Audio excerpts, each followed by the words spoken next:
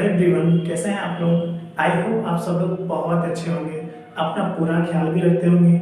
जैसा कि हमने आपको बताया था, बैकबोन ऑफ इंग्लिश की स्टडी में इन्फिनेटिव, जेरंड, पार्टिसिपल, इम्परेटिव तक हमने दे चुका है। अब आगे कंडीशनल, ऑब्जेक्टिव और एक्सक्लेमेटरी भी बचा है। पूरा ध्यान से आपको देखना होगा, है ये भी बहुत ज़्यादा इम्पोर्टेंट। तो जिस तरह से अभी तक आपने मेरा साथ दिया, थोड़ा सा और साथ दीजिए, ये भी इम्पोर्टेंट है। देखिए, कंडीशनल का मैं आपको 12 रूल, 12 नियम बताऊंगा। एक एक रूल वाइज एक एक वीडियो रहेगा। हर रूल में अच्छे से पैटर्न एग्जांपल देकर के चलूंगा, आगे कंसेप्ट क्लियर करते हुए ही आगे बढ़ूंगा। यदि आप मेरा साथ देते हैं तो उम्मीद है कि आपको कोई किसी तरह की निराशा नहीं होगी। तो आइए देखते हैं, चूंकि ज़्यादा लंबा वीडियो ना हो इसलिए इस बार मैंने कुछ पहले से ही लिख रखा है, तो आपको बस ध्यान से देखना होगा, एक एक स्टेप में समझाते हुए चलूंगा। आइए देखते हैं। कंडीशनल सेंटेंस मतलब शर्त युक्त वाक्य, ऐसे वाक्य, ऐसे सेंटेंस जिसमें शर्त लगी होगी, मतलब इस कार्य को करेंगे तभी वो कार्य होगा, है ना। तो शर्त होगा, ध्यान दीजिएगा। अब आपको समझाना हमें ये है, कंडीशनल इंट्रोडक्शन हमको देखना है। इसमें दो वाक्यों का होना पाया जाता है, ठीक है ना। बहुत ध्यान समझना होगा, इसमें दो वाक्यों का होना पाया जाता है। पहला वाक्य यदि वो अगर से, किससे, यदि वो अगर से, तथा दूसरा वाक्य तो या तब से प्रारंभ होता है। दो वाक्य होते हैं, इसमें दो तरह के सेंटेंस होते हैं। पहला वाक्य यदि से प्रारंभ हुआ तथा दूसरा वाक्य तो या तब से प्रारंभ होगा, ओके ना। फिर क्या करना होगा हमें, यदि वो अगर के लिए, मतलब जो यदि वो अगर शब्द सबसे पहले होगा तो उसके लिए इफ क्या लगाना होगा, इफ, तथा तो या तब के लिए हमें कॉमा, दिख रहा है यहाँ पर, सिर्फ कॉमा लगा देना होगा। हम जब एग्जांपल देंगे तो वो कंसेप्ट क्लियर कर देंगे, ठीक है ना। तो या तब के लिए कॉमा का प्रयोग करते हैं। ये तो रहा इंट्रोडक्शन। हमने अभी तक समझा कि यदि वो अगर आने पे क्या होगा, किस तरह का सेंटेंस बनेगा। अब हमें ये देखना है कि चूंकि हमने बताया कि 12 रूल होते हैं, तो 12 रूल में सबसे पहला रूल क्या है, अब उसको देखते हैं। यदि कंडीशन का दोनों वाक्य, ओके ना, चूंकि कंडीशन में तो होते हैं, दोनों वाक्य प्रेजेंट इंडेफिनिट टेंस में हो तो उन्हें प्रेजेंट इंडेफिनिट टेंस में ही बनाना होगा, ठीक है ना। किसी और टेंस में नहीं कर सकते आप। प्रेजेंट इंडेफिनिट टेंस में है तो प्रेजेंट में ही बना दीजिए आप। कैसे देखते हैं, आप एग्जांपल के माध्यम से समझना होगा। है ये बहुत ज्यादा आसान, थोड़ा सा ध्यान दीजिए, एक बार में ही आ जाएगा, ठीक है ना। यदि पिताजी बाजार से सब्जी लाते हैं तो माताजी खाना पकाती हैं। ध्यान से देखिएगा, इसमें दो वाक्य हैं। यदि पिताजी बाजार से सब्जी लाते हैं, ये पहला सेंटेंस है ना, तो दूसरा क्या है, तो माताजी खाना पकाती हैं। हमने आपको बताया इससे दो वाक्यों का होना पाया जाता है। तो ये देखिए दो वाक्य दिख रहे हैं यहाँ पर, है ना। पहला वाक्य यदि से, देखिए यहाँ पर यदि है, पहला वाक्य यदि से तथा दूसरा वाक्य तो या तब से प्रारंभ हो रहा है ना, दिख रहा है। तो अब क्या आपको करना होगा, यदि के लिए आपको इफ लगाना होगा, ठीक है ना। इफ मींस यदि हो गया। अब पिताजी बाजार से सब्जी लाते हैं, ते हैं प्रेजेंट इंडेफिनिट टेंस में है, लगना ना आपको। लाते हैं, हंसते हैं, बोलते हैं, खेलते हैं, खाते हैं, जाते हैं, नहाते हैं, ताए पिए इसमें लगा रहता है, वही प्रेजेंट इंडेफिनिट टेंस की पहचान है। तो आपको करना क्या है, सबसे पहले सब्जेक्ट सेम आप पढ़े भी है, वो डिटेल में हमने आपको बताया। सो अब आपको बनाना होगा सब्जेक्ट सब्जेक्ट। इफ फादर लाते हैं, लाना क्या होगा, ब्रिंग, ओके ना। फादर सिंगुलर सब्जेक्ट है, इसमें यस लगा दीजिए। इफ फादर ब्रिंग्स, क्या लाते हैं, सब्जी, वेजिटेबल, वेजिटेबल। बाजार से क्या होगा, फ्रॉम मार्केट, फ्रॉम मार्केट। और कुछ बचा नहीं। अब तो शब्द के लिए कॉमा लगा दीजिए इसे, ठीक है ना। स्पीकिंग में तो के लिए कॉमा बोलना नहीं है, ठीक है ना, बोला नहीं जाता, बट आप राइट करो कोई चीज, रिटन में कॉमा का प्रयोग होगा ही वहां पर, ओके ना। So if father brings vegetable from market, तो माताजी खाना पकाती है। कौन खाना पकाती है, माताजी। ये दूसरा सेंटेंस है, आपको लिख देना होगा सिंपल। सो मदर खाना पकाती है। अब पकाना के लिए क्या होता है, कुक, आपको पता है ना, इसमें यस लगा दीजिए, कुक्स फूड,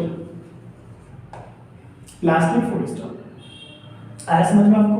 फिर से देख लीजिए एक बार, यदि के लिए हमने इफ लगा दीजिए। पिताजी बाजार से सब्जी लाते हैं, प्रेजेंट इंडेफिनिट टेंस में था, इसलिए हमने सिंपल प्रेजेंट इंडेफिनिट टेंस में ही उतार दिया। फादर ब्रिंग्स मतलब लाते हैं, सब्जी लाते हैं, तो वेजिटेबल हो गया, VEGETABLE, ओके ना।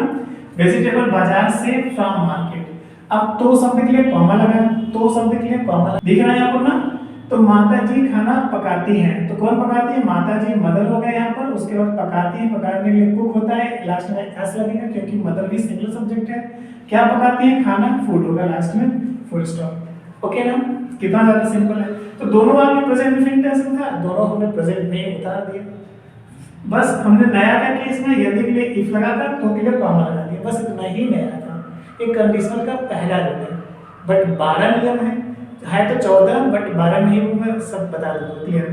ओके ना। यदि माता जी, इसको भी देखते हैं ध्यान से, यदि माता जी मंदिर जाती हैं, ओके ना, जाती हैं तो वह पूजा करती हैं। कौन जाती है?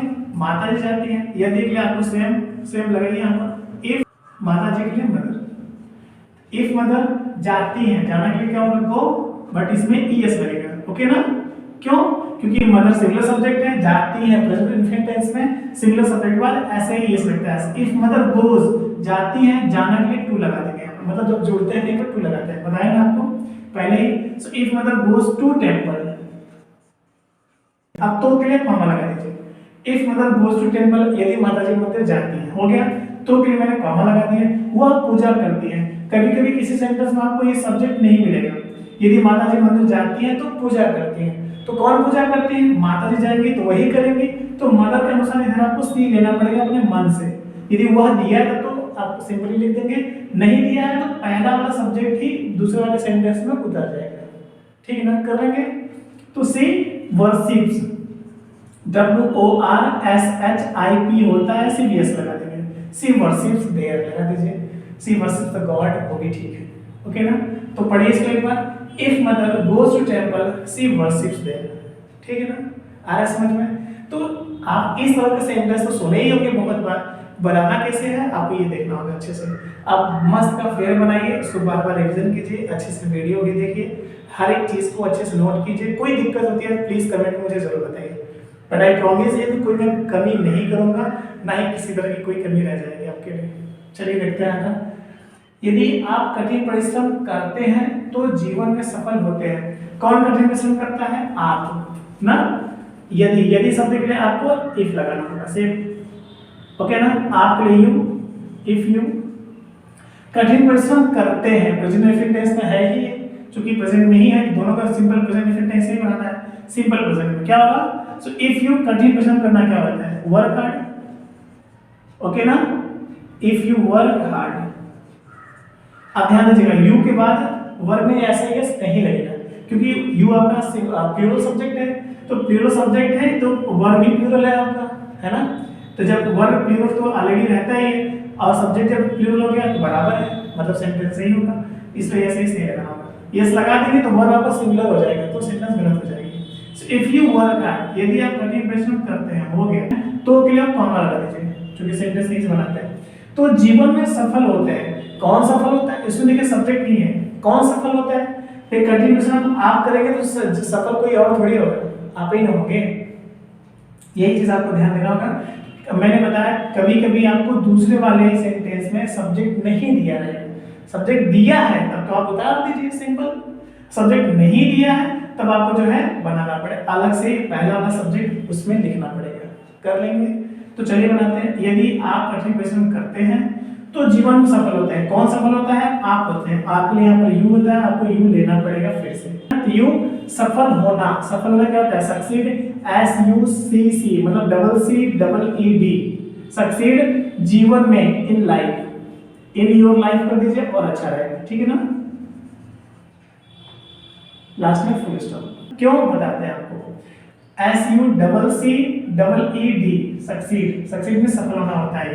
तो इसमें यस है, इसको लगाना नहीं है, क्योंकि वर्ब की फर्स्ट फॉर्म लिखनी है। यू आपका प्लूरल सब्जेक्ट है, वर्ब ऑलरेडी प्लूरल रहता है ना, तो सेंटेंस है। योर अपने अपने मन से लगा दिए, वो भी सही है, नहीं लगाएंगे तब भी ठीक है। ओके ना, पढ़िए इसको एक बार। If you work hard you succeed in your life. यदि आप कठिन परिश्रम करते हैं तो आप जीवन में सफल होते हैं। आया समझ में? एक और देख लीजिए, एक और भी है। यदि हम ईमानदारी से अपना कर्तव्य करते हैं तो ईश्वर हमें पुरस्कृत करता है।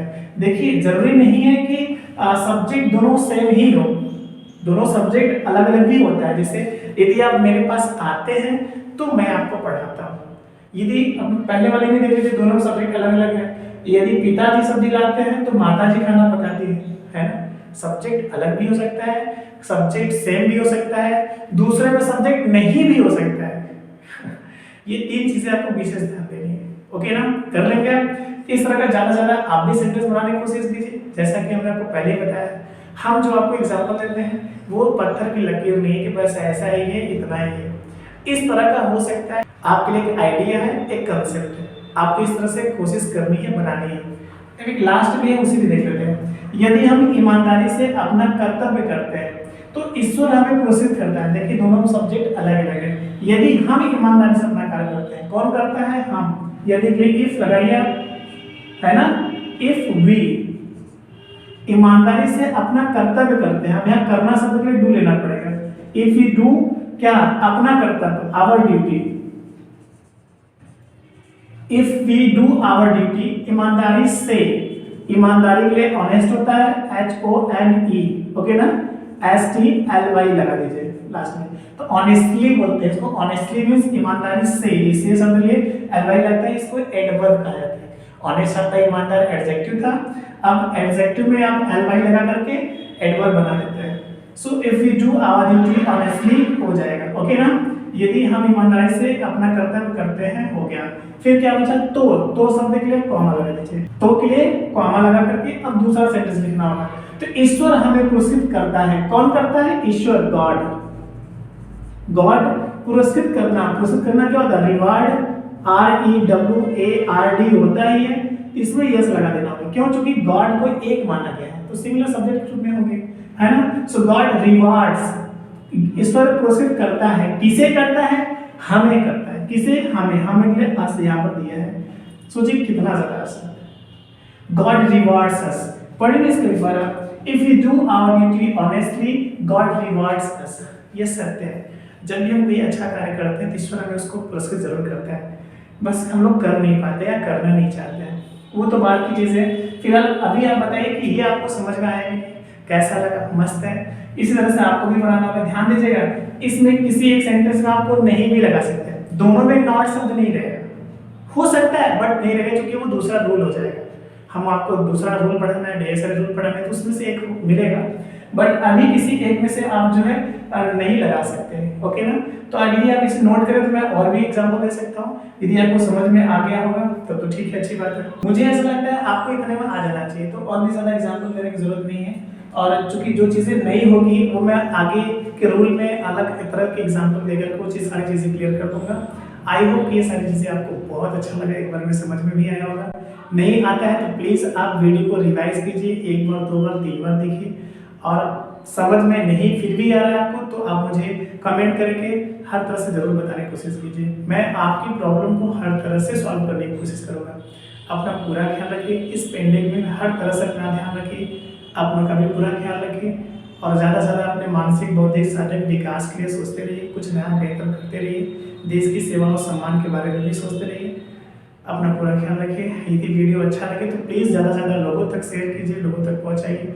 और आप नए हैं तो चैनल को नहीं बोलूँगा, आई थिंक आप ज़रूर कर लेंगे। अपना ख्याल रखिएगा। Thank you, all the best.